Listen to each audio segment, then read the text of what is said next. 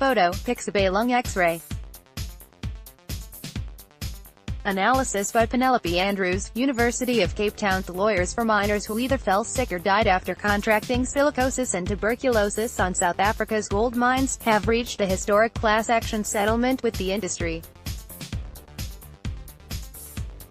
The $5.4 billion settlement becomes the country's second class action resolution and therefore very much a precedent setter.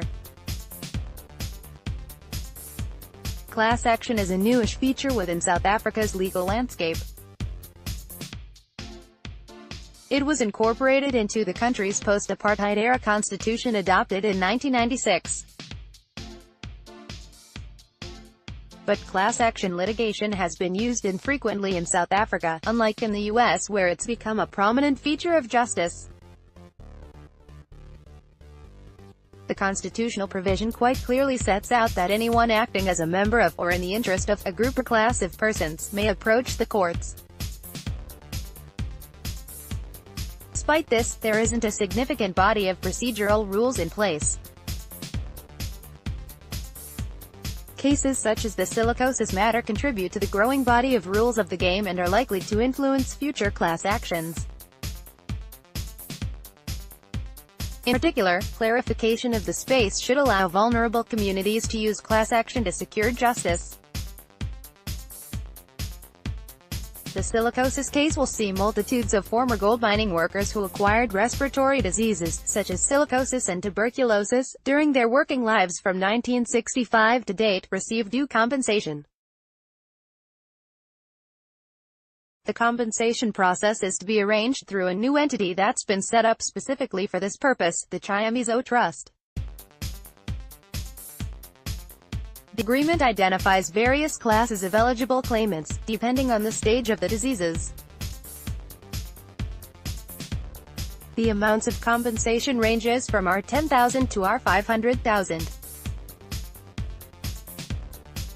The proposed silicosis settlement notes that a compromise settlement is far preferable to all concerned than an inevitably lengthy and expensive litigation process, allowing for eligible claimants more quickly to receive compensation and relief for their conditions.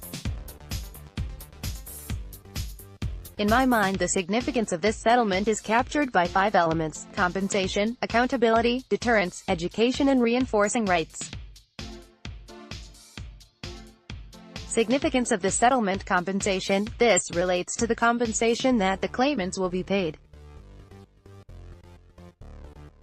For many, especially the employees who are ill and their dependent spouses and children, the payments will enable them to secure medical assistance and to ensure access to some of the basic necessities of life.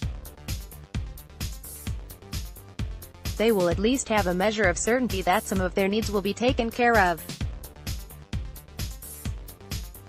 Accountability. The settlement is an indication that employers will be held accountable, no matter how long after the harm has occurred or manifested itself.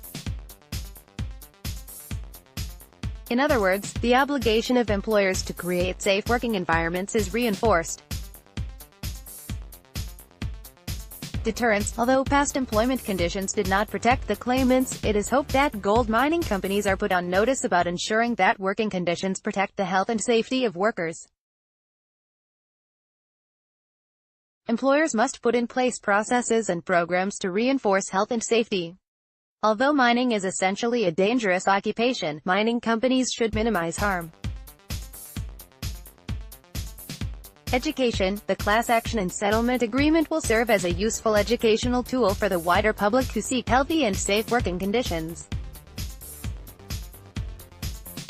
In addition, the process of settlement, including the notices, applications, negotiations between the lawyers, companies and workers, will educate the public on legal processes and heighten awareness of health and safety considerations in all workplaces. Reinforcing rights. This matter is significant in its potential to reinforce South African society's appreciation and pursuit of rights embodied in the Constitution. The settlement agreement reassures workers and others that the law can be used as an instrument of justice. It shows that those who violate the rights of people will be held accountable. Alleviating harm. The agreement is groundbreaking in that it is the first class action settlement of its kind. It follows another silicosis litigation which led to the establishment of the Cape Trust in March 2016.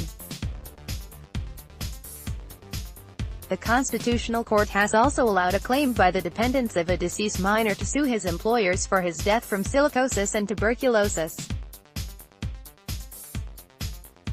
And class action litigation that prompted the settlement might be continued by victims who choose not to be part of this settlement.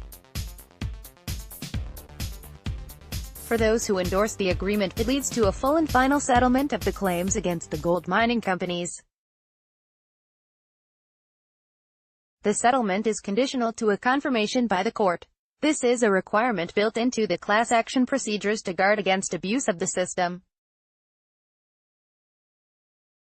No doubt the establishment of the Cape Trust and the Constitutional Court litigation made a substantial contribution to, and considerably influenced the cause of action and approach adopted by the lawyers negotiating the current settlement.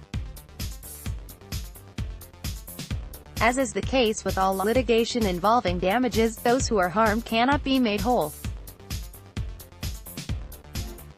But they and their dependents can at least be provided with some level of compensation that may alleviate the effects of the harm. Hopefully this settlement will do the same.